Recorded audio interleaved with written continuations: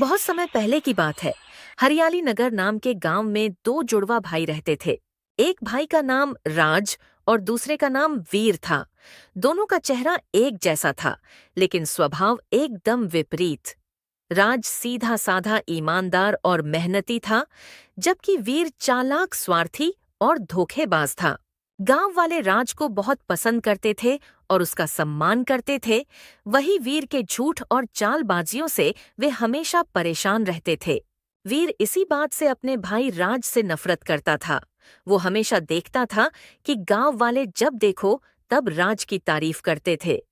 इसीलिए वीर हमेशा गांव वालों के सामने राज का नाम खराब करने की कोशिश में लगा रहता था। एक दिन इसी तरह वीर गांव के बाजार के पास से गुजर रहा था। तभी वो देखता है कि कुछ गांव वाले राज की ईमानदारी की तारीफ कर रहे होते हैं। देखो ना भाई, कैसा घोर कलयुग आया है। एक ही घर के दो भाई होते हुए भी दोनों में कितना जमीन आसमान का अंतर है। हाँ भाई, वो भी दोनों जुड़वा है। कहा राज नेक दिल और सबकी मदद करने वाला, और कहा वो ठग वीर, उसको देखकर तो मन करता है तुरंत पुलिस के हवाले करवा दूं। हाँ भाई, ठीक कहा तुमने। अगर वीर अपने भाई को देखकर नहीं सुधरा तो आज नहीं तो कल वीर पक्का जेल जाएगा। दोनों की बातें सुन वीर को बहुत गुस्सा आता है और वो इन दोनों को सबक सिखाने की सोचता है। बहुत बुरा हूं ना मैं। रुको, आज दोनों को दिखाता हूँ कि राज कितना अच्छा है और मैं कितना बुरा हूँ। वीर दोनों के सामने राज बनकर जाता है। नमस्ते चाचा, क्या हाल है? और धंधा पानी कैसा चल रहा है? किसी प्रकार की मदद की जरूरत हो तो बताना जरूर, हिचकिचाना मत। पहले तो दोनों थोड़ा आश्चर्य से वीर को देखने लगते हैं, क्योंकि दोनों को समझ नहीं आता कि यह राज है या वीर। अरे चाचा, डरिए मत, मैं हूँ राज। अरे हाँ राज बेटा, हमें तो पता है कि तुम ही हो, क्योंकि तुम्हारा नालायक भाई किसी से प्यार से बात कर ही नहीं सकता है। सही कहा श्याम भाई तुमने। वीर और इतने आदर सम्मान से बात, ऐसा तो हो ही नहीं सकता। दोनों के मुंह से खुद के लिए इतनी खरी खोटी सुन वीर को बहुत गुस्सा आता है, पर वो शांत रहकर सोचता है। कर लो जितनी बदनामी करनी है, अभी तुम दोनों को सबक सिखाता हूँ। हाँ, सही कहा चाचा आपने। हमारे पिताजी भी इस वीर से परेशान हो गए हैं, पर क्या करे, आखिर उनका बेटा है, वो भी कुछ नहीं कर पाते। चलो चाचा, उस बदतमीज की बात छोड़िए और बताइए, धंधा सही चल रहा है ना? कोई तकलीफ तो नहीं है? हाँ राज बेटा, सब मस्त चल रहा है राम जी की कृपा से। और तुम सुनाओ, कुछ खाओगे क्या? सेब खा लो, एकदम ताजा है। हाँ राज बेटा, केले खा लो, बहुत मीठे हैं। वीर अपने मन ही मन में सोचता है। अब तुम दोनों को दिखाता हूँ राज कितना अच्छा है। वैसे भूख तो लगी है। ठीक है चाचा, चलो कुछ केले और सेब खा ही लेता हूँ। इतना बोलते ही वीर दोनों के ठेलों से केले और सेब खाना शुरू कर देता है। उसको खाते देख श्याम सोचता है। अरे बाप रे बाप, राज खा तो ऐसे रहा है जैसे इसने कई सालों से कुछ नहीं खाया।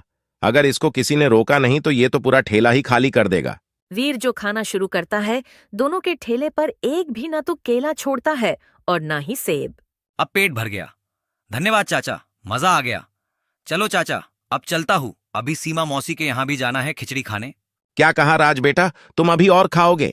हाँ चाचा, सीमा मौसी के यहाँ पहुँचते पहुँचते तो सब हजम हो जाएगा। इतना बोलकर वीर वहां से निकलकर थोड़ी दूरी पर जाकर छुप जाता है। कमल और श्याम राज के बारे में बात कर ही रहे होते हैं, तभी वहां सच में राज आ जाता है।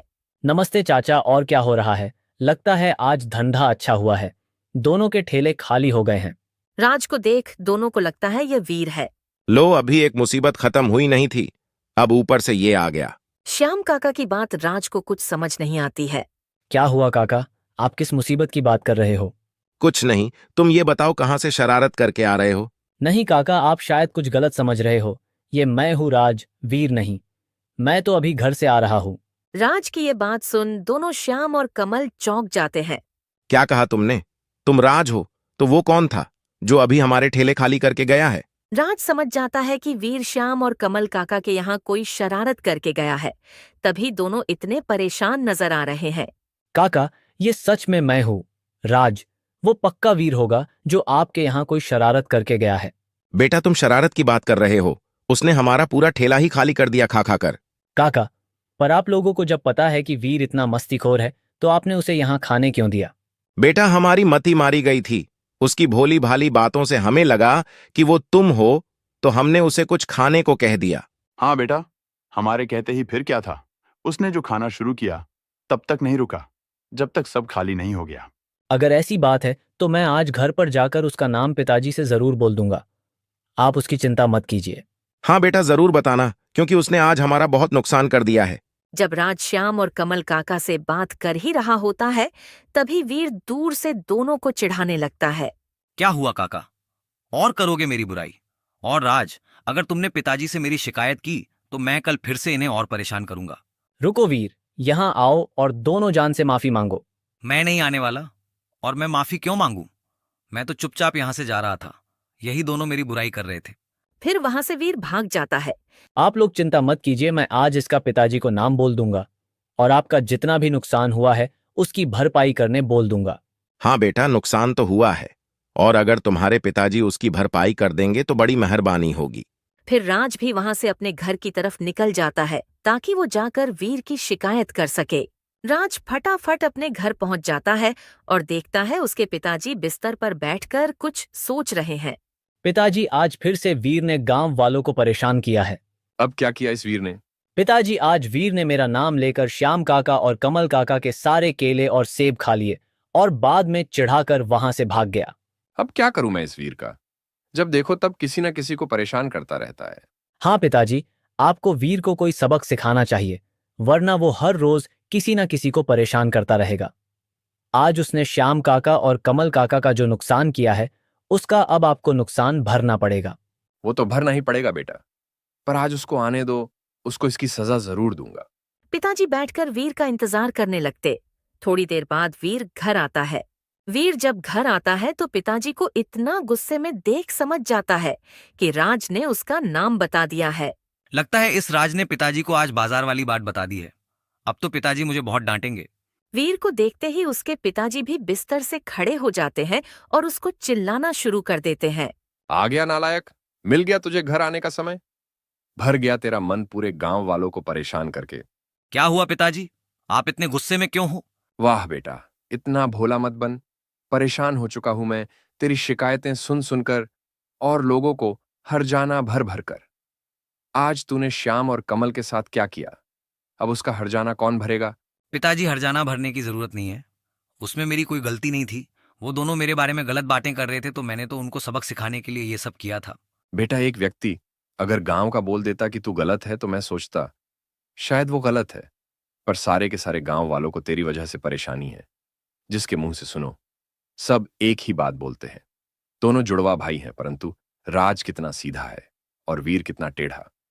अब तू बता, मैं तेरी अकेले की बात मानूं या सारे गांव वालों की? पिताजी को इतने गुस्से में देख वीर समझ जाता है कि आज माफी मांगने में ही भलाई है। ठीक है पिताजी, अगर आपको लग रहा है मैं गलत हूं तो मुझे माफ कर दीजिए। अब से मैं किसी को तंग नहीं करूंगा। ये बात तू मुझे कितनी बार बोल चुका है, पर कभी अपनी बात पर अटल रहा है। सीख कुछ अपने भाई से। तेरे ही उम्र का है ना वो भी। वो तो नहीं करता किसी को तंग, उसकी कोई शिकायत नहीं करता, और नहीं तो गांव वाले उसकी तारीफ में कहते हैं कि बेटा हो तो राज जैसा। राज की इतनी तारीफ सुन वीर को और गुस्सा आने लगता है। वीर अपने मन ही मन में सोचता है, हाँ, मुझे पता है वो कितना भोला है, तभी तो मुझे फंसाने उसे मजा आता है। समय आने दो, उसे मैं अच्छा मजा सिखाऊंगा। क्या सोच रहा है? अगर अब मुझे तेरी एक भी शिकायत आई तो मैं तुझे तेरे छोटे चाचा के यहां छोड़ आऊंगा। वहां जब तेरे चाचा तुझे खेतों पर काम करवाएंगे तो तू लोगों को परेशान करना भूल जाएगा। पिताजी की ये बात सुन वीर समझ जाता है कि इस समय पिताजी की हाँ में हाँ करने में ही फायदा है। ठीक है पिताजी, अब से मैं किसी को परेशान नहीं करूंगा।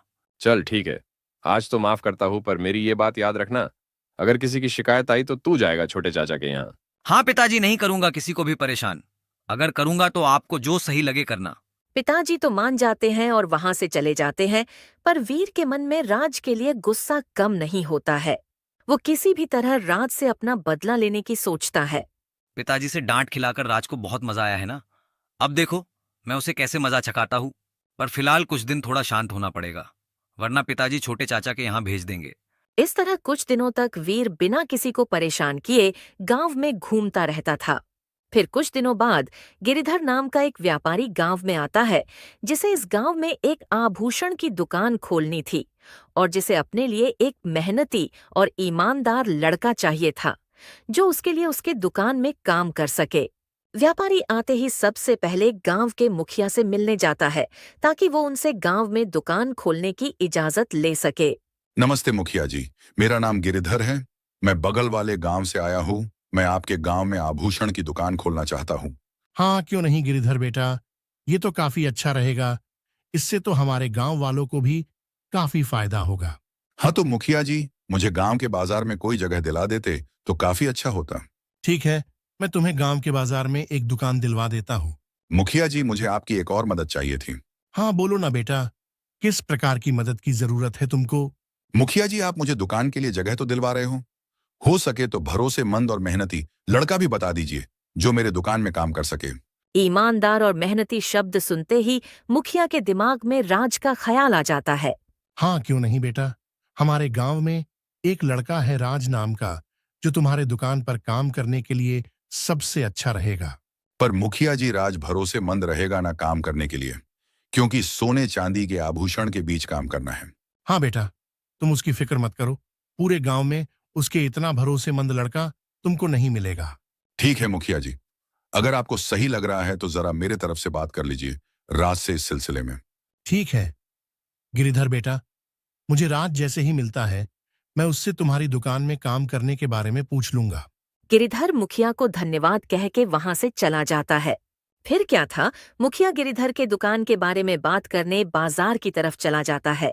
जब मुखिया बाजार की तरफ जा रहा होता है तभी वो वहां झाड़ के नीचे राज को बैठा देखता है। राज को देख मुखिया सोचता है, चलो अच्छा है, राज मुझे यही मिल गया, जाकर उससे गिरिधर के दुकान में काम करने के बारे में बात कर लेता हूँ। मुखिया राज से बात करने उसके पास पहुंच जाता है। राज बेटा, क्या तुम आभूषण की दुकान पर काम करोगे? यहाँ मुखिया से भी एक गलती हो गई थी। उसने वीर को राज समझ लिया था। मुखिया की ये बात सुन वीर पहले कुछ भी जवाब नहीं देता और थोड़ी देर सोचने लगता है। लगता है मुखिया काका ने मुझे राज समझ लिया है। चलो पहले इनकी पूरी बात सुन लेता हूँ। अगर मेरे कुछ काम की बात रही तो मैं इन्हें नहीं बताऊंगा कि मैं वीर हूं। बोलो बेटा राज, क्या सोच रहे हो? बड़ा ही अच्छा मौका है। अपने गांव में गिरिधर नाम का एक व्यापारी आभूषण की दुकान खोलने वाला है और उसे अपने दुकान पर काम करने के लिए कोई भरोसेमंद और मेहनती लड़का चाहिए था, तो मैंने उसे तुम्हारा नाम बोल दिया है। वीर जब देखता है कि मुखिया को भी राज पर कुछ ज्यादा ही भरोसा है तो वो मुखिया से जानबूझकर वीर को दुकान पर लगाने की बात करता है। मुखिया काका, फिलहाल मेरी थोड़ी तबीयत खराब चल रही है। आप बोलो तो मैं वीर को बोल देता हूँ, वो आ जाएगा दुकान पर काम करने। नहीं बेटा, कहीं तुम पगला तो नहीं गए हो? गलती से भी उस वीर को मत बोल देना। उसके भरोसे तो मैं मेरे घर की बकरी को भी ना छोड़ूं, और तुम उसको आभूषण की दुकान पर काम पर लगाने बोल रहे हो। अपनी ऐसी बुराई सुन वीर को बहुत गुस्सा आता है पर वो फिर भी कुछ नहीं बोलता। देखो बेटा राज, अगर तुम करना चाहते हो तो बोलो, वरना मैं किसी और को बोल देता हूं। देखो बेटा, आभूषण की दुकान है, यानी तुम्हें वो व्यापारी वेतन भी अच्छा देगा। इस समय वीर मुखिया को सबक सिखाने का सोचने लगता है। एक काम करता हूं, मैं अभी मुखिया काका को हाँ बोल देता हूं और राज को किसी तरह शहर भेज देता हूं। और जैसे ही व्यापारी के यहाँ काम पर जाऊंगा, उसके यहाँ से उसका सारा सामान लेकर भाग जाऊंगा। इससे मेरा भी फायदा हो जाएगा और जब पुलिस को बुलाया जाएगा तो पुलिस राज को पकड़ लेगी और जब तक राज उनको सारी सच्चाई बताएगा तब तक मैं गांव छोड़ कहीं दूर भाग जाऊंगा। ठीक है काका, मुझे मंजूर है। कब से जाना होगा दुकान पर? ये तो बड़ी अच्छी बात है बेटा। मैं आज उस व्यापारी को अपने गांव के बाजार में दुकान दिला देता हूं, तो तुम एक काम करना, तुम कल से उसके यहाँ काम पर चले जाना। ठीक है काका, मैं कल से दुकान पर काम करने चला जाऊंगा, पर मेरी आपसे एक अनुरोध है कि आप मैं दुकान पर काम करने वाला हूं वो पिताजी से मत कहना। क्यों बेटा, तुम तो काम करने जा रहे हो, इसमें क्या छुपाना? नहीं काका, हमारे पिताजी हम बच्चों के काम करने के सख्त खिलाफ है।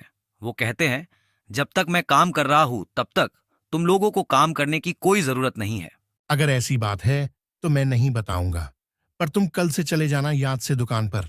ठीक है काका, मैं चला तो जाऊंगा, पर मैं उनको कैसे पहचानूंगा? तुम बस कल बाजार में चले जाना, वहां रामू चाय वाले के बगल वाली दुकान के पास खड़े हो जाना। बाकी मैं गिरिधर को बोल दूंगा तुम आने वाले हो, वो तुम्हें पहचान लेगा। ठीक है काका, तो मैं कल मिलता हूँ गिरिधर सेठ से। फिर वहां से मुखिया बाजार की ओर निकल जाता है, पर वीर वहीं बैठकर राज को गांव से बाहर भेजने की योजना बनाने लगता है। कल अगर मुझे व्यापारी के यहाँ राज बनकर जाना है तो मुझे राज को गांव से आज रात को ही बाहर भेजना पड़ेगा। और पिताजी भी आज घर पर नहीं है, तो उनको भी इस बारे में कुछ नहीं पता चलेगा। एक काम करता हूँ, राज को बोल दूंगा कि शहर वाले चाचा ने उसे बुलाया है। वैसे भी चाचा उसको बहुत मानते हैं, तो वो बिना हाना किए उनके यहाँ जाने तैयार हो जाएगा। हाँ, यही ठीक रहेगा।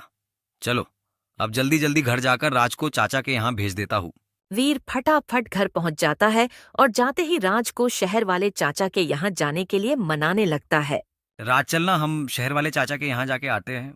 बहुत दिन हो गए उनके यहाँ हम नहीं गए। हाँ वीर, ये तो तूने सही कहा। हमें चाचा के यहाँ जाकर बहुत दिन हो गए हैं। मेरा तो ठीक है, पर तू तो चाचा का सबसे पसंदीदा भतीजा है। तुझे तो चाचा के यहाँ जाते रहना चाहिए। हाँ, पर पिताजी भी घर पर नहीं है। उनको बिना बताए कैसे चले जाए? अरे तू उनकी फिक्र छोड़, चाचा के यहाँ ही जा रहे हैं ना। और वैसे भी चाचा के यहाँ जाने पर थोड़ी पिताजी चिल्लाएंगे। बात तो तेरी सही है।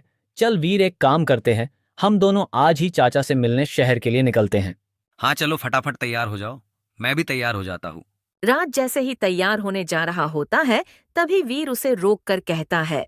अरे राज, एक छोटी सी दिक्कत है। क्या हुआ? अब क्या दिक्कत आ गई तुझे? भाई, मुझे कल थोड़ा बाजार में काम है।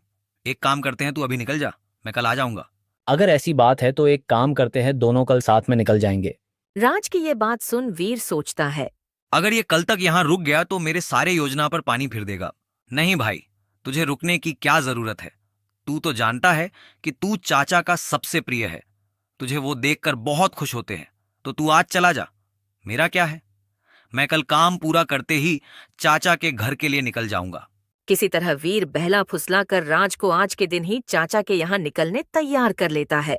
फिर क्या था, राज अपने सामान की बैग लेकर चाचा के घर के लिए निकल जाता है। चलो, राज तो गया।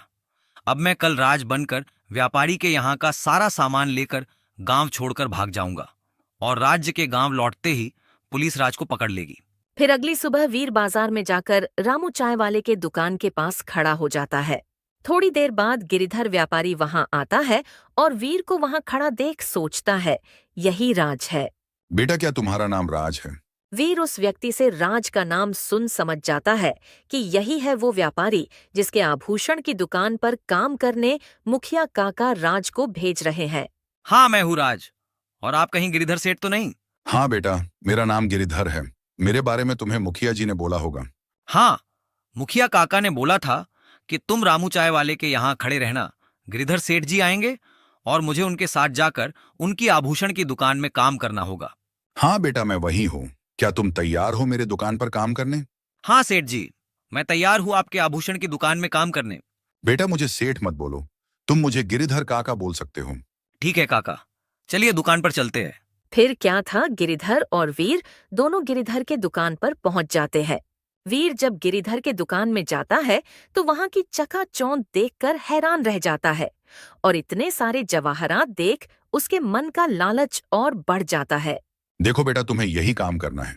मुझे मुखिया जी ने बताया है कि तुम गांव के सबसे भरोसेमंद लड़के हो, इसीलिए मैं तुम्हारे भरोसे में ये दुकान छोड़कर मेरे दूसरे दुकान पर चला जाऊंगा, तो जरा दुकान का ध्यान रखना। हाँ काका, आप चिंता मत कीजिए, मैं राज हूँ। इस गांव का सबसे ज्यादा ईमानदार और भरोसेमंद लड़का, तो आप बिना किसी चिंता ये दुकान मेरे भरोसे छोड़कर जा सकते हैं। ठीक है बेटा, तो मैं जा रहा हूँ मेरी दूसरी दुकान का जायजा लेने। जैसे मुझे वहां से समय मिलता है मैं यहाँ आ जाऊंगा। ठीक है काका, आप यहाँ की चिंता मत कीजिए, मैं दुकान का बरोबर ध्यान रखूंगा। गिरिधर उसकी ये बातें सुन निश्चित होकर वहां से चला जाता है। वाह, क्या नसीब चमकी है। अब मैं यहाँ का सारा सामान लेकर भाग जाता हूँ, और मेरे बदले फंसेगा कौन? वो सबका चहिता राज। बहुत भरोसा है ना गांव वालों को उस पर। देखता हूँ आज के बाद कैसे करेंगे उसकी तारीफ। वीर फटाफट दुकान का सारा सामान एक बैग में भर लेता है। चलो अब यहाँ से निकल जाता हूँ, कहीं गिरिधर काका आ गए तो मेरे सारे प्लान पर पानी फिर जाएगा। वीर वहां से जितना जल्दी हो सके निकल जाता है। वीर फटाफट गांव छोड़ने के लिए गांव के बाहर वाले बस अड्डे पर पहुंच जाता है। वीर जब वहां खड़े होकर बस का इंतजार कर रहा होता है, तभी वहां पास से मुखिया काका जा रहे होते हैं।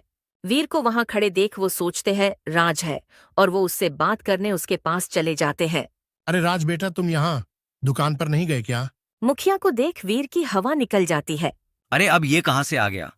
एक काम करता हूँ, शहर वाले चाचा के यहाँ जाने का बहाना मार देता हूँ।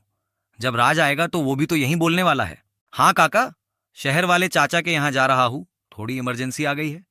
मैं चाचा के घर से होकर आता हूँ, फिर दुकान पर चला जाऊंगा। ठीक है बेटा, जैसा तुमको सही लगे, पर अपना ध्यान रखना। मुखिया वहां से अपने गांव की ओर चला जाता है और वीर वहां बस का इंतजार करने लगता है। मुखिया टहलते टहलते जब बाजार की ओर जा रहा होता है, तभी वो गिरिधर व्यापारी से मिल राज की बात बताने की सोचता है। चलो, अब जब बाजार में आ गया हूँ तो गिरिधर से मिलकर बोल देता हूँ, राज 2-3 दिन बाद दुकान पर आएगा। मुखिया जब गिरिधर की दुकान की ओर जा रहा होता है, तभी पीछे से उसे गिरिधर आवाज लगाता है। मुखिया जी रुकिए, जरा सुनिए तो। गिरिधर की आवाज सुन मुखिया रुक जाता है। अरे गिरिधर बेटा, मैं तुम्हारे पास ही जा रहा था। और मुखिया जी, मैं बस आपसे ही मिलने जाने वाला था। अच्छा हुआ आप मुझे यही मिल गए। हाँ बोलो ना बेटा, कुछ काम था क्या मुझसे? नहीं मुखिया जी, कुछ काम नहीं था, बस आपका धन्यवाद करना था। आपने मुझे इतनी जल्दी दुकान के लिए जगह भी दिलवा दी और वहां काम करने के लिए एक भरोसेमंद लड़का भी ढूंढ कर दे दिया। भरोसेमंद लड़के की बात सुनते ही मुखिया को राज की याद आ गई। अरे अच्छा हुआ बेटा, तुमने याद दिला दिया। वो राज 2-3 दिन बाद तुम्हारे दुकान पर काम करने आ जाएगा, तब तक तुम जरा संभाल लेना। उसके चाचा के यहाँ कोई इमरजेंसी आ गई है तो वो वहीं गया है। मुखिया की ये बात सुनकर गिरिधर के पैरों के नीचे की जमीन खिसक जाती है। क्या कहा मुखिया जी आपने? पर राज तो सुबह से मेरी दुकान पर काम कर रहा था, फिर वो चाचा के यहाँ कब चला गया? ऐसे कैसे बेटा? मुझे वो अभी बस अड्डे पर मिला था और उसने मुझे बोला कि वो चाचा के यहाँ जा रहा है। मुखिया जी, मुझे तो दाल में कुछ काला लग रहा है। चलिए एक बार दुकान जाकर दुकान की खबर ले लेते हैं। हाँ बेटा, तुम्हारी बातें सुनकर तो मुझे भी कुछ गड़बड़ लग रही है। चलो चलते हैं।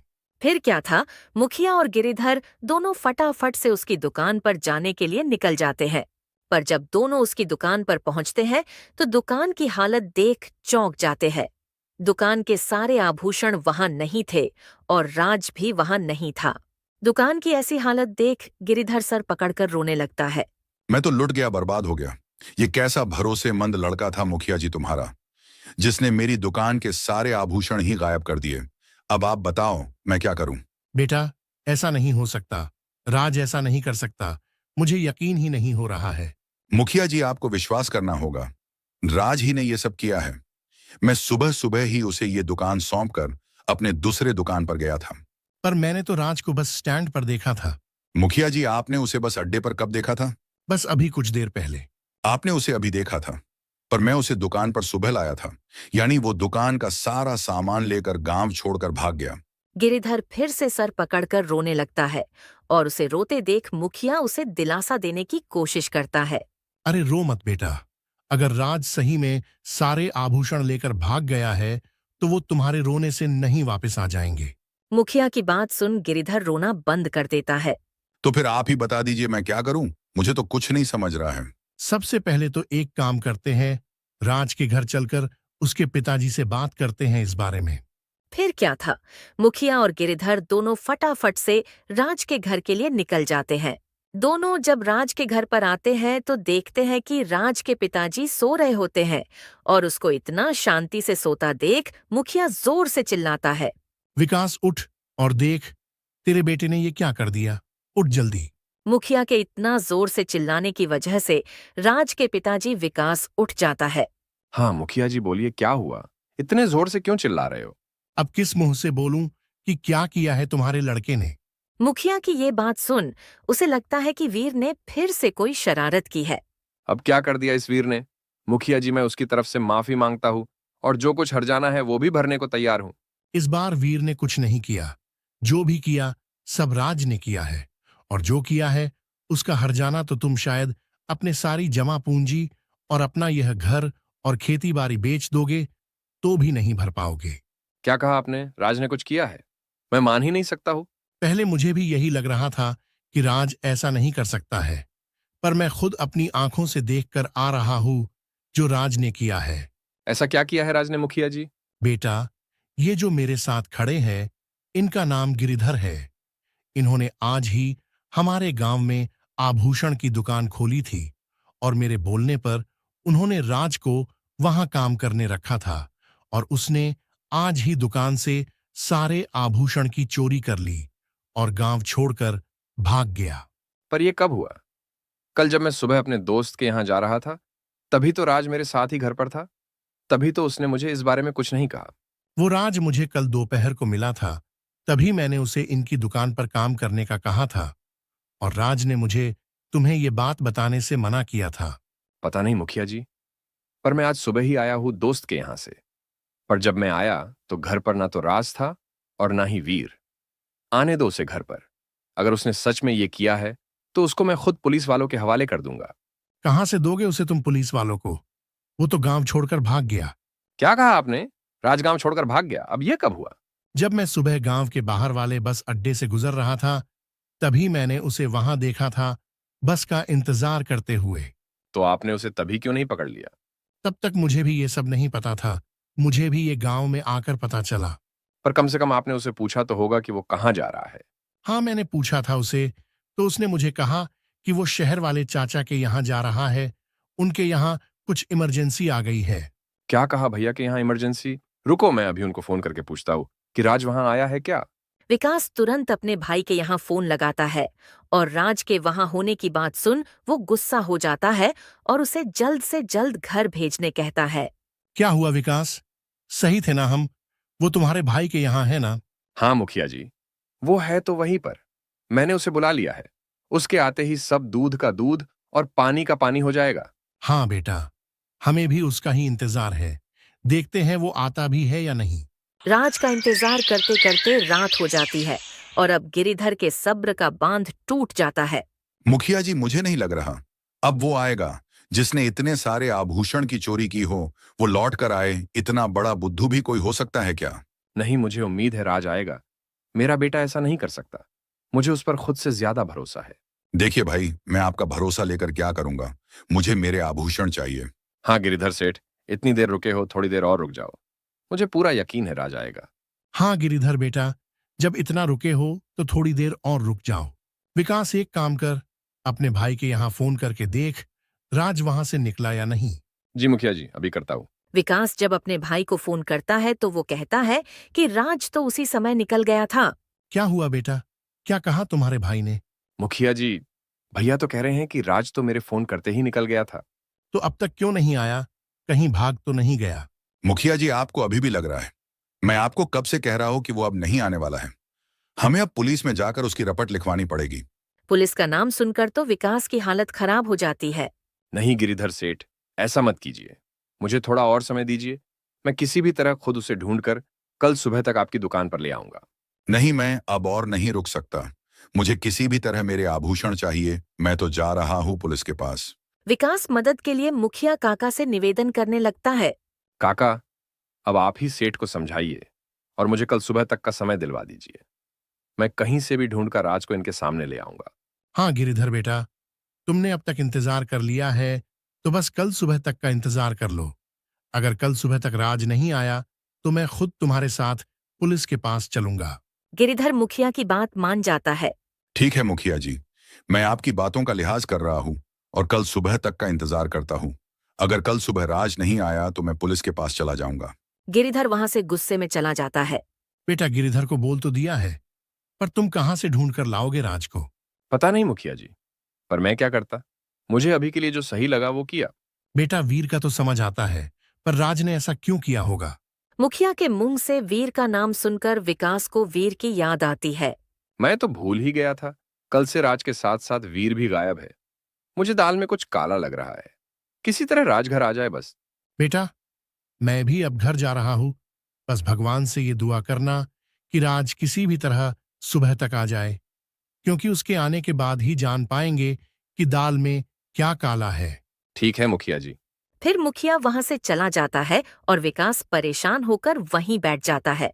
हे भगवान, किसी भी तरह सुबह तक राज को घर पहुंचा दो। मुझे उसके ऊपर लगे इन झूठे आरोपों को दूर करना ही पड़ेगा।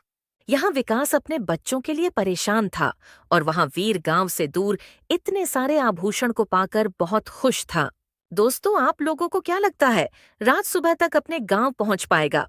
और वो अपने चाचा के यहाँ से निकल चुका था, तो वो अब तक गांव क्यों नहीं पहुंचा? क्या वीर कभी पकड़ा जाएगा या चोरी का सारा इल्जाम राज के ऊपर लग जाएगा?